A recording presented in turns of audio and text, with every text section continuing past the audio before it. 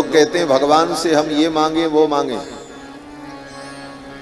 हमारे यहां तो वैष्णव सिद्धांत कहता है भगवान से कुछ मत मांगो,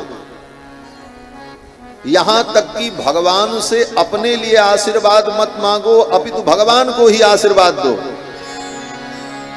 ये भक्ति है। वहां तक समझना और उस भाव की कोटि में जाना, जब तक संतों के चरणों का आश्रय न हो, आचार्यों का अनुग्रह न हो, तब तक वो भाव की स्थिति जीवन में उत्पन्न नहीं होती। भगवान से भी कुछ नहीं मांगना, हाँ, और किसी देवी देवता से मांगने की तो बात ही छोड़ दो। हमारे यहां एक आलवार संत हुए भक्तिसार स्वामी जी महाराज। दक्षिण भारत में आलवार संतों की जो कथा है, आज से 2000 वर्ष पूर्व दक्षिण भारत में 12 आलवार हुए। भूत योगी, सरो योगी, महद योगी, नम्माळवार, पेरिया आळवार, तिरुमंगई आलवार, कोंडरडप्पोडी आलवार, ये सब आलवार संत जो द्रविड़ देश में हुए, जिन्होंने भक्ति के सिद्धांत को प्रकट किया। उत्पन्ना द्रविणे साहम वृद्धिम कर्नाटके गता, जो भागवत के महात्म्य में भक्ति महारानी कहती है मैं दक्षिण में उत्पन्न हुई। भक्ति तो दक्षिण में उत्पन्न हुई। और दक्षिण के आलवार संतों की वाणी में वो भक्ति का रस प्रकट हुआ। उन्हीं आलवार संतों में एक आलवार हैं भक्तिसार स्वामी। अपनी कुटिया में रहते, कभी कोई चीज किसी से मांगी नहीं। सड़क के किनारे, नदी के किनारे जो पुराने कपड़े पड़े रहे उन्हीं को बटोर करके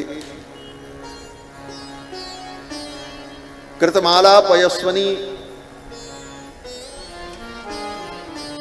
ताम्रपर्णी नदी में धोकर और सुखाकर उसी को सी करके उसी का गद्दा कंथा बना करके वही बिछा के सोते थे, वही ओढ़ लेते।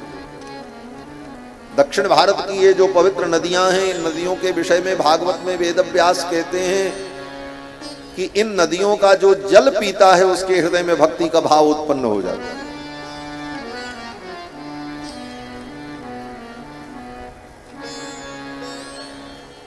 कलौ खलु भविष्यन्ति नारायण परायणाः। वेदव्यास जी कहते हैं कलयुग में द्रविड़ देश में नारायण परायण भगवान के भक्तों का प्रादुर्भाव होगा।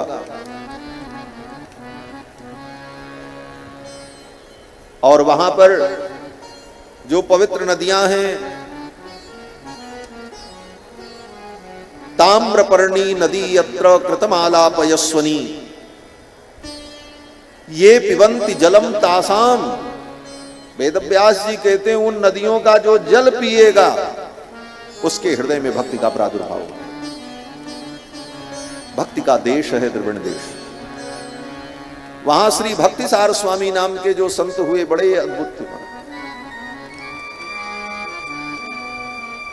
पुराने कपड़ों को सी करके उसी का कंथा बना करके वही ओढ़ते थे। बैठ करके धूप में, ठंडियों का दिन था, शीत थी कुछ, तो धूप में बैठकर अपना कंथा सी रहे थे। उसी समय भगवान शंकर, भगवती पार्वती दोनों आकाश मार्ग से जा रहे थे। भगवान शंकर ने पार्वती से कहा देवी चलो एक संत का, एक भक्त का दर्शन करके आ। दूर से आकर के दर्शन किया भगवान शंकर ने।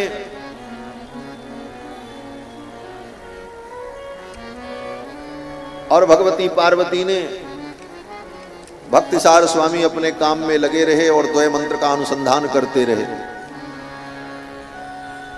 श्रीमन्नारायण चरणौ शरणं प्रपद्ये।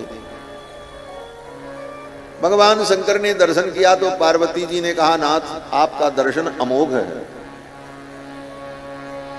इनको कुछ आप वरदान दो, आपके दर्शन का कोई फल होना चाहिए। भगवान शंकर ने कहा ये भक्त बड़े विलक्षण हैं, इनको कुछ नहीं चाहिए, मैं इनको क्या दूं? दिया उसे जाता है जिसके अंदर कोई इच्छा हो। इनके अंदर कोई इच्छा ही नहीं, ये तो आप्त काम पूर्ण काम पुरुष हैं। पार्वती जी ने कहा फिर भी पूछ लो। बार बार पार्वती जी ने जब कहा तो भगवान शंकर ने कहा, महात्मन, मैं प्रलय का अधिदेवता कैलाशपति शिव हूं, आप वरदान मांगो, क्या चाहिए। भक्तिसार स्वामी ने कहा, हमको कुछ नहीं चाहिए, आप जाओ। भगवान शंकर ने कहा, मांग लो, मेरा दर्शन अमोघ है। बोले जाओ महाराज, हमको कुछ नहीं चाहिए।